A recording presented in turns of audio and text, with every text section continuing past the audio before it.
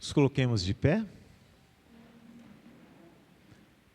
A graça e a paz que vem de Deus, o nosso Pai, de Jesus Cristo, nosso Senhor e Salvador, e do Espírito Santo, nobre Consolador e Santo Ensinador, o nosso professor, agora se multipliquem em nós ao meditarmos na palavra de Deus. Hoje o Salmo 128, sobre este tema, firme nas promessas. Deus assim nos abençoe. Amém.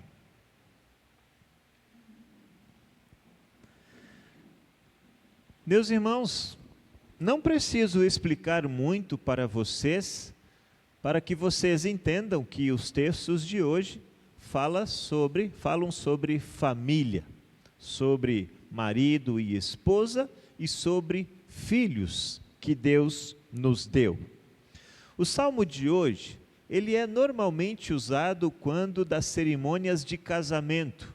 Ele é um dos textos bíblicos separados para nós dizermos àqueles que estão entrando no santo estado matrimonial, para que eles então recebam esta orientação para a sua vida matrimonial.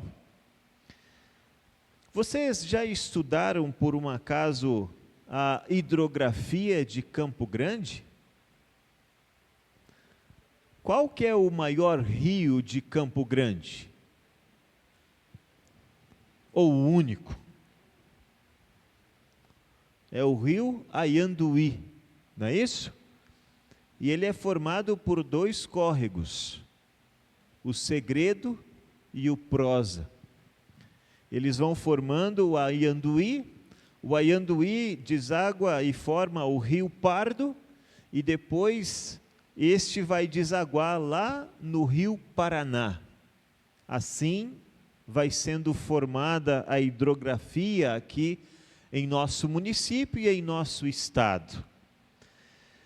Os rios são assim, eles começam pequenos e vão sendo acumulados a eles, ajuntados a eles outros, e eles tornam-se depois grandes, até então desaguarem lá no mar.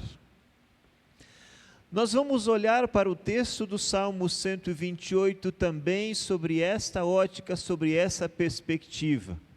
Como, de forma individual, alguém é abençoado e ele traz mais alguém junto de si, e esse alguém abençoa mais uma nação e assim todas as famílias da terra.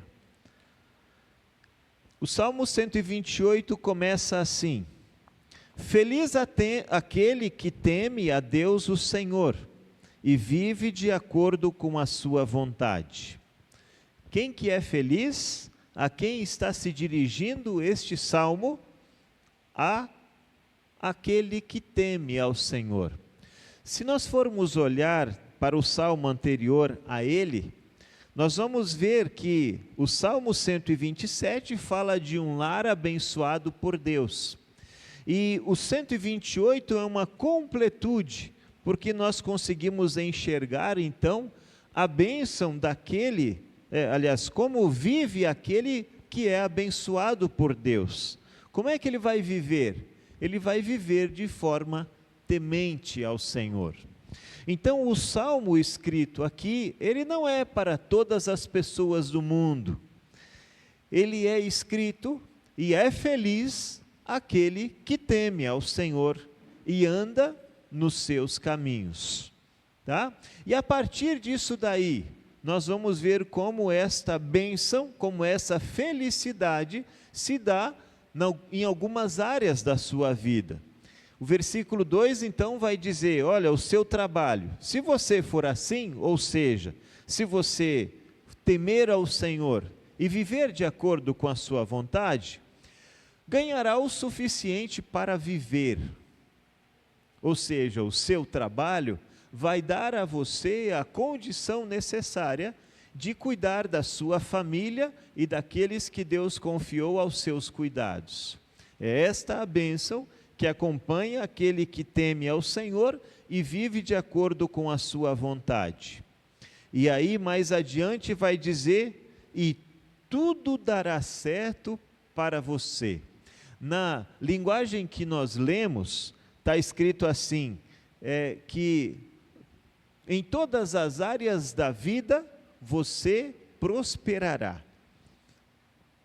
É assim aquele que teme ao Senhor e vive de acordo com a vontade de Deus. Ele será feliz e tudo vai dar certo para ele. Quando a gente olha para o Salmo e para as palavras que ele diz, algumas coisas sim se manifestam na nossa vida. A gente ganha o suficiente para viver, a gente é feliz, mas nem tudo dá certo na nossa vida. Por que será? Porque o nosso temor ao Senhor também é falho.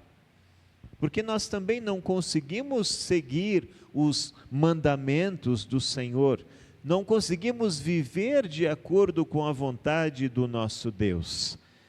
Por isso, nem tudo dá certo para nós. Mas a bênção não acompanha só aquele que teme ao Senhor no seu trabalho e nas coisas que ele realiza. A bênção vai para dentro da sua casa. Na casa, a sua mulher será como uma parreira que dá muita uva. No tempo do Antigo Testamento, duas culturas eram bem valorizadas, a de uva e também as oliveiras. E as duas são usadas aqui para comparar a bênção de Deus sobre aquele que teme ao Senhor. Como é que vai ser a casa dele? A mulher vai ser como uma parreira que dá muita uva. Qual que era o sinal da bênção daqueles que faziam parte do povo de Deus? A bênção era quando se tinha muitos filhos, né? Então, quando se tinha muitos filhos, nossa, que família abençoada, né? E de fato, assim era a ideia de bênção para eles. E aqui o salmista vai dizer: se você temer o Senhor, viver de acordo com a sua vontade, em volta da sua mesa, aliás, em casa, a sua mulher vai dar muitos frutos, vai ter muitos filhos. E não somente os filhos, mas ela vai ser uma fonte de bênção para a casa. Lembram que a mulher, ela tem um papel muito importante dentro do lar. Por meio dela, a casa permanece ou a casa rui, a casa desmorona. Tamanho a responsabilidade que Deus dá também à mulher dentro de casa, né? Por meio da sua presença e da sua sabedoria, a casa fica ou a casa desmorona. E se a gente for olhar para o Novo Testamento, Jesus conta a história daquele que resolveu construir uma casa. E quando ele conta essa história, ele diz que mais preguiçoso, não, vou construir aqui na areia. E aí veio a tempestade e a casa foi levada. Mas o outro construiu em cima da rocha, veio a tempestade e a casa permaneceu. Por quê? Estava alicerçada na rocha, em princípios fortes, para assim resistir às intempéries da vida, às tempestades. Então, a mulher, ela é uma fonte de bênção dentro da sua casa, quando o marido, ele também é temente ao Senhor e vive de acordo com a vontade de Deus. Porque daí ele vai direcionar a sua família também no temor do Senhor, para assim edificar essa casa para a glória de Deus. Continuando, e em volta da mesa, os seus filhos serão como oliveiras novas, ou como brotos de oliveira. A oliveira é outra cultura bem valorizada no tempo do Antigo Testamento, e os filhos dariam àquela família a ideia de perpetuidade da aliança com Deus, porque eles iriam aprender à roda da mesa como é que é uma família cristã, para depois levar estes ensinamentos para as suas próprias famílias mais adiante, para que assim esta palavra que inicialmente foi aprendida e vivida dentro do lar fosse depois aplicada pelos filhos e pelos netos, gerações sem fim, ali Deus pondo também a sua bênção. Então é a esperança de que aquilo que foi aprendido vai continuar para a glória de Deus e para a alegria das pessoas. E o versículo 4, há o refrão dentro do Salmo: aquele que teme ao Senhor, certamente, de verdade vai ser abençoado assim. E aí então nós vamos para outra esfera, onde a bênção de Deus alcança. Lembra do rio? Que vai recebendo e vai se tornando maior e vai regando cada vez mais lugares? É assim também com aquele que teme ao Senhor. Ele é abençoado no seu trabalho, ele é abençoado na sua casa, e ele é abençoado também na sua cidade. Que do Monte Sião o Senhor o abençoe, que em todos os dias da sua vida você veja o progresso de Jerusalém. A partir da bênção que Deus dá aos seus filhos, eles serão uma bênção também na cidade aonde Ele os colocou, a fim de que a palavra e a vontade de Deus ali seja sentida pelas pessoas. Não é à toa que o Senhor Jesus, ao explicar a função dos seus filhos no mundo, Ele vai dizer: vocês são o sal da terra, vocês são a luz do mundo. O sal, junto com ele mesmo, não faz nada de diferença. Agora, numa carne, numa verdura, ela vai fazer a diferença.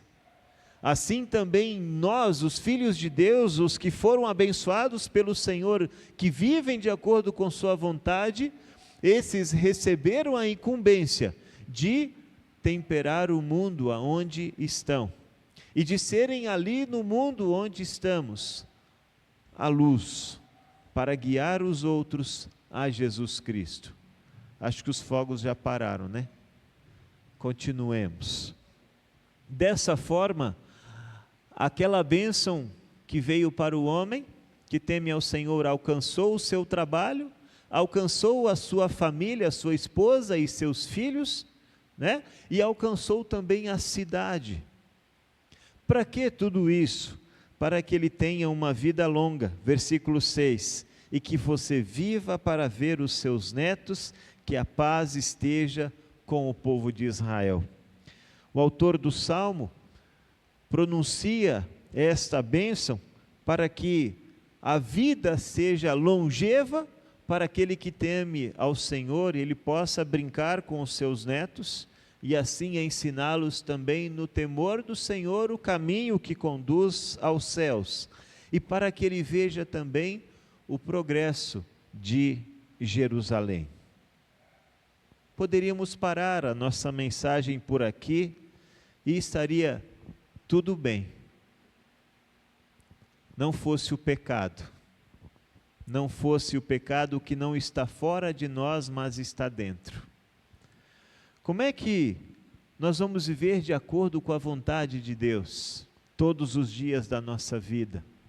Me digam, meus irmãos, como é que nós vamos ser abençoados a ponto de ter tantas coisas boas ao nosso redor e alcançar a nossa família, o nosso trabalho e a nação onde a gente vive?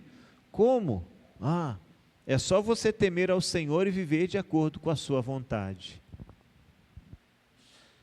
Aí é que está o problema. Porque nós não conseguimos temer ao Senhor e viver de acordo com a sua vontade. Nós somos de natureza pecaminosa, nós confessamos no culto de hoje que o nosso modo de pensar, de agir, o nosso falar, em muitas ocasiões, não é de acordo com a vontade de Deus. Onde encontrar consolo num salmo que exige tanto o temor e o viver de acordo com sua vontade? Nós temos que ir então para aquele que temeu ao Senhor e que viveu de acordo com a sua vontade. O noivo da igreja, próprio Filho de Deus. Ele temeu ao Senhor e viveu de acordo com a vontade de Deus. Ele foi fiel até a morte e morte de cruz. E é Ele que, por ser fiel, tem a capacidade de nos perdoar os pecados e de também enviar o seu Espírito Santo para santificar a nossa vida e tornar nossas vidas santas aos olhos de Deus. Mas também é um chamado, esse texto é um chamado à grande responsabilidade que temos como filhos do Senhor. Porque não dá para deitarmos em cima da graça de Deus. É necessário olhar para a palavra de Deus, para a lei que Deus nos ensina, naqueles 3 usos que Lutero também nos diz. A lei precisa nos dizer quando a gente precisa parar, quem nós somos de verdade e qual é a forma que Deus quer que vivamos. A lei tem 3 usos: freio, espelho e norma. Com o freio a gente para, então olhamos para a lei de Deus e ela nos faz parar antes de cometer os pecados. Como espelho, a lei mostra quem nós somos: pobres e miseráveis pecadores, que carecem do Salvador Jesus para terem o perdão, a vida e a salvação eterna. A lei, como norma, nos ensina, nos guia em qual é a vontade de Deus para a nossa vida. Então, meus irmãos, vocês querem ter um lar abençoado por Deus? Vocês querem que o lar de vocês seja de fato uma fonte de bênção ali, no seu trabalho, na sua família e para a nação inteira? Então, não só cante o hino que foi cantado em preparação a esta mensagem, mas viva ele. Se na família está Jesus, é feliz o lar. É feliz o lar. É feliz o lar. Se com o papai, se com a mamãe, se com o irmão, se com você está Jesus, é feliz o lar. Jesus não foi dado ao mundo para ele ficar lá no trono celeste, longe das nossas vidas. Ele foi dado para caminhar com a gente, comigo e com vocês. Ele foi enviado para ser o nosso Salvador e para estar presente dentro da nossa casa, em nossas devoções diárias, em nossas leituras da palavra, em nossas orações. Jesus foi enviado para que Ele guie a vocês e a mim no nosso trabalho, para que ali, vivendo no temor do Senhor e de acordo com a sua vontade, sejamos bênção ali. Mas isso só acontece quando Jesus está presente, quando Ele vai com vocês para o trabalho, quando Ele sai com vocês daqui e vai para casa, amolecendo vossos corações e concedendo a vocês viver no temor do Senhor. Qual era a dificuldade das pessoas no tempo de Jesus e por que perguntaram acerca do divórcio? Porque, segundo a dureza do coração, o Moisés teve que dizer: pode dar carta de divórcio. Mas não foi isso desde o princípio. Desde o princípio, deixa o homem pai e mãe, se une a sua mulher, os dois se tornam uma só carne, e que ninguém separe o que Deus uniu desde o princípio. Pastor, mas o pecado está no mundo. e eu não consegui viver a minha vida matrimonial e agora eu estou no inferno? Não, meu irmão. Não, minha irmã. Não está não. Jesus diz a mesma palavra que disse à mulher adúltera: teus pecados estão perdoados.